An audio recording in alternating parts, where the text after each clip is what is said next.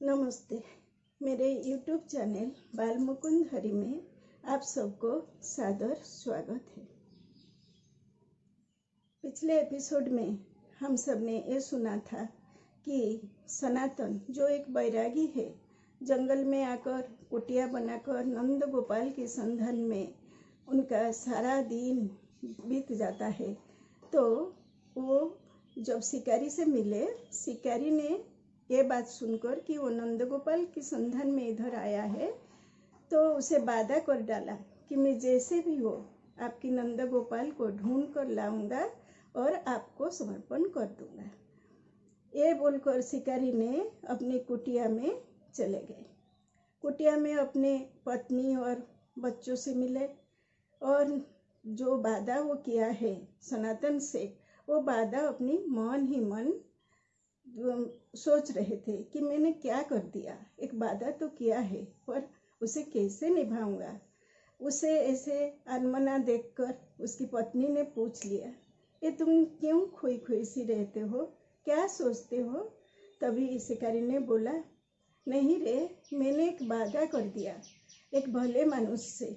शिकारी की पत्नी ने बोला, कौन भले मनुष्य? वो जो हमारे कुटिया के आगे रहता है ना, उसका नाम सनातन है और वो अपने घर संसार छोड़कर नंद गोपाल की पाने के लिए इधर आकर एक कुटीर बनाकर वहाँ रहता है।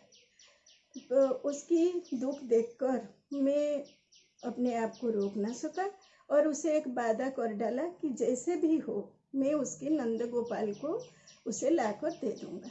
पत्नी ने बोला, नंद गोपाल को तुम जानते हो क्या? नहीं रे, मैं उसे नहीं जानता, पर जैसे भी हो मैं उसे ढूंढ कर लाऊंगा। ठीक है, तुमने वादा जो कर दिया तो जैसे भी हो उसे ढूंढ कर ला दोगे, इसमें इतने सोचने का क्या बात है। शिकारी ने अपने पत्नी से और ज़्यादा कुछ बोलना मुनासिब नहीं समझा और अगले दिन सुबह सुबह शिकारी ने अपनी पत्नी को बुलाकर बोला, देखो मैं जंगल के अंदर जा रहा हूँ, तुम अपने और अपने बच्चों के ख्याल रखना। ये आसपास में जो कुछ मिल जाएगा वो सब लाकर अपने बच्चों को खिला पिला देना और 2-3 दिन बाद मैं लौट आऊँगा, फिर उनके लिए अच्छे अच्छे शिकार लाऊंगा।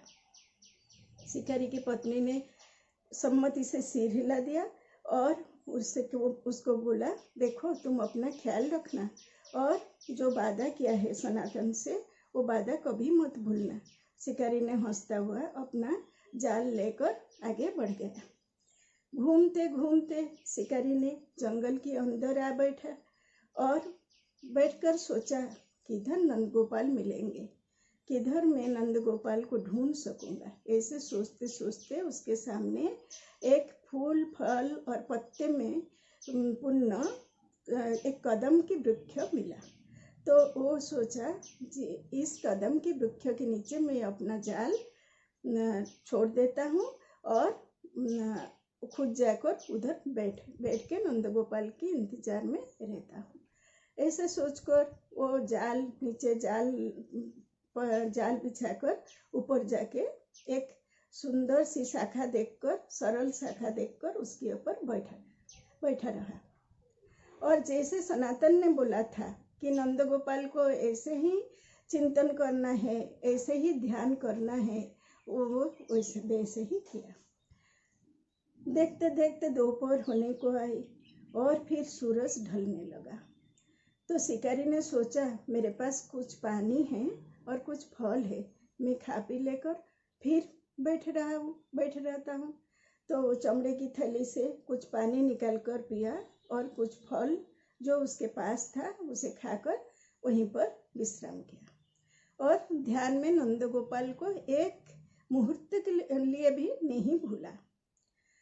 ऐसे देखते देखते शाम हुई और अंधेरी छाया सारा जंगल को घेर लिया।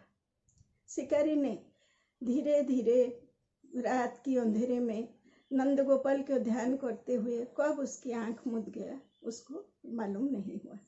फिर जब चिड़िया की चहचहाहट ने भोर की आवाज़ दिया तो शिकारी उठ बैठा और एक नया दिन आ गया, शिकारी मन ही मन सोचा।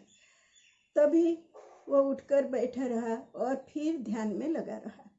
देखा धीरे धीरे सुबह हो जाकर दोपहर होने को आई, पर उस दिन उसके पास कुछ खाने पीने की चीज़ नहीं था और वो वृक्ष से नीचे उतरकर कुछ पानी और कुछ फल के संधान में जाना नहीं चाहता था, क्योंकि अगर वो चला गया तो नंदगोपाल आकर शायद लौट जाएंगे। ये सोचकर उन्होंने वो इस पेड़ की शाखा के ऊपर बैठा रहा। तभी वो देखता है कि एक जोड़ा हिरन दौड़ते दौड़ते उसकी जाल की ऊपर आकर खड़े हो गए और उसकी जाल में पड़ गए, फंस गए। तो शिकारी ने सोचा, हिरन की मांग कितना सुस्वादु है, अगर मैं जोड़ा हिरन को अपने घर ले जाऊं तो मेरे पत्नी और बच्चे कितने खुश हो गए।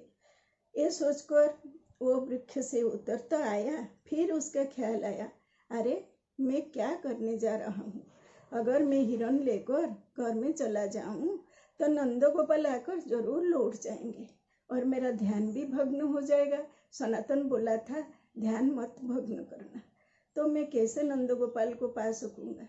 ये सोचकर हिरन को जाल से मुक्त कर दिया और फिर जाकर पेड़ के ऊपर बैठ गया। धीरे धीरे शाम आई और चारों ओर अंधेरा घिर गया और घने अंधेरे में जंगल डूबता गया। शिकारी वैसे ही बैठे नंदगोपाल को ध्यान करता रहा और फिर कब उसकी आंख मुद गई उसको ख्याल नहीं रहा। फिर एक नया सवेरा हुआ और शिकारी नींद से जागते हुए देखा, अरे ये तो फिर एक नया सवेरा हुआ, ना जाने कब नंदगोपाल मिलेंगे। ऐसे में शिकारी देखता है कि एक खरगोश की झुंड दौड़ाते दौड़ाते आकर भागा भागा सा उसकी जाल में पड़ गया। बहुत सारे खरगोश थे। शिकारी ने सोचा, मेरे बच्चे इस खरगोश को मांस खाकर बहुत आनंद करेंगे।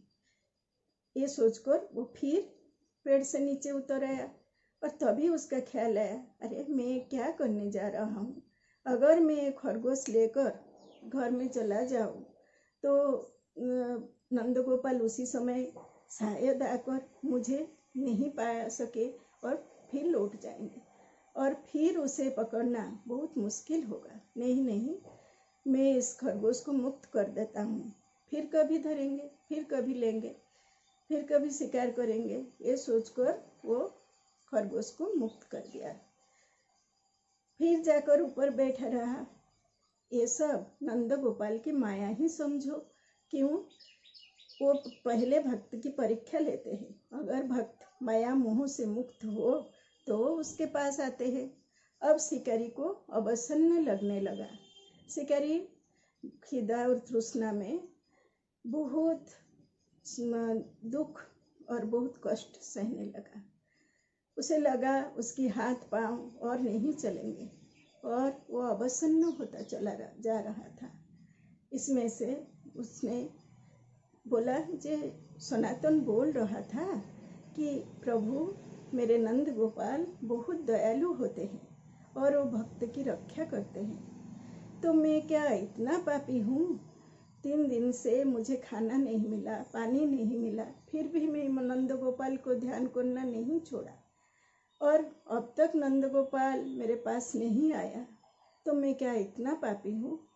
ये सोचकर वो घबरा गया और सोचने लगा, शायद मैं मर जाऊंगा।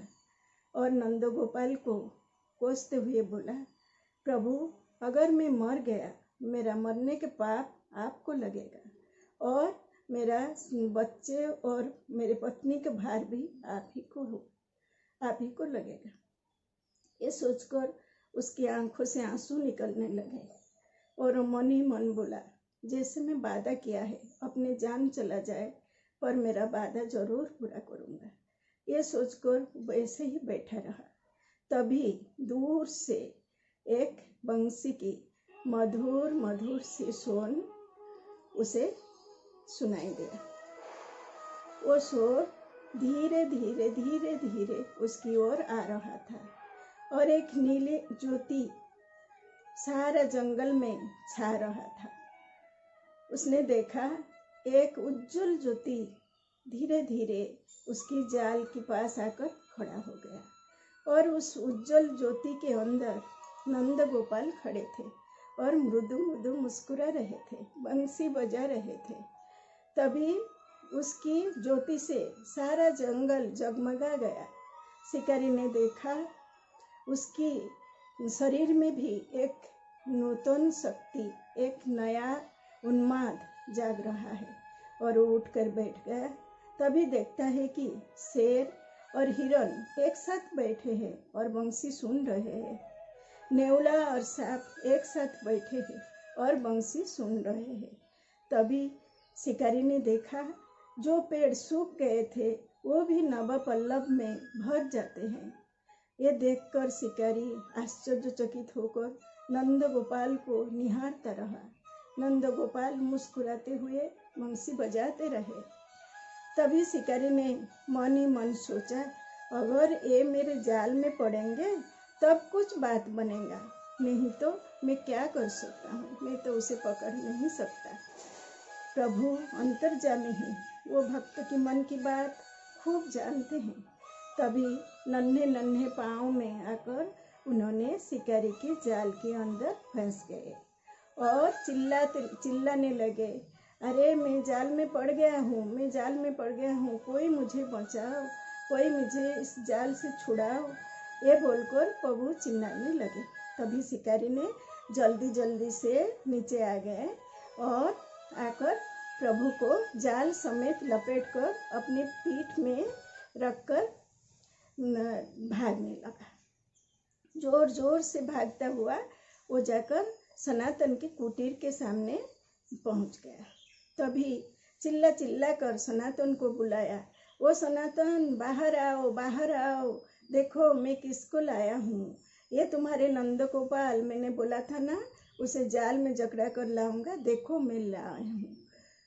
ये सुनकर सनातन आश्चर्यचकित होकर द्वार खोलकर बाहर आ गया और नंद गोपाल को जाल के अंदर देखकर वो उसकी आंखें खुली ही खुली रह गई। वो देखता है प्रभु जाल के अंदर कितने कष्ट में बैठे हैं और शिकारी उन्हें बहुत आत्मविश्वास से, आत्मगर्व से सनातन की ओर देख रहा है। सनातन बोला, अरे मूर्ख, ये तूने क्या कर दिया, प्रभु के अंग कितने कोमल है, प्रभु कैसे कष्ट सह रहे हैं, पहले तुम प्रभु को मुक्त तो करो। शिकारी ने चंचल गति से प्रभु को खोल दिया और प्रभु के स्पर्श में शिकारी को भी एक ऐसा अवस्था प्राप्त हुआ तो वो प्रभु के ही सिर्फ प्रभु को ही निहारने लगा। सनातन की आंखों से आंसू बह रहा था। वो प्रभु मेरे बाल गोपाल, मेरे नंद लाल कह कहकर बिड़बिड़ा रहा था। प्रभु जाल से मुक्त होकर दोनों को देखे, एक शिकारी एक बैरागी, दोनों को आशीर्वाद करते हुए प्रभु अदृश्य हो गए और वो दोनों अपने कर्म बंधन से भी मुक्त हो गए। मृत्यु के उपरांत उन्हें परम धाम को प्राप्त हुआ। जो परम धाम को पाने के लिए जोगी ऋषि साधु संत जन्म जन्म लगा देते हैं, सिर्फ एक सरल भक्ति के माध्यम से प्रभु की कृपा से ये दोनों परम धाम को प्राप्त हुए। ऐसे है हमारे नंद गोपाल, ऐसे है उनकी सरल भक्ति। अगर आपको हमारे ये गोपाल कथा अच्छा लगता है तो प्लीज़ हमारे चैनल को सब्सक्राइब कर दीजिए, लाइक और शेयर भी कर दीजिए ताकि ज़्यादा से ज़्यादा लोग ये चैनल देख सके और प्रभु की आशीर्वाद लेकर प्रभु को आत्मसमर्पण कर इस कलयुग में अपना मानव जन्म सार्थक कर सके। फिर एक सत्य घटना के साथ अगले बार। नमस्ते।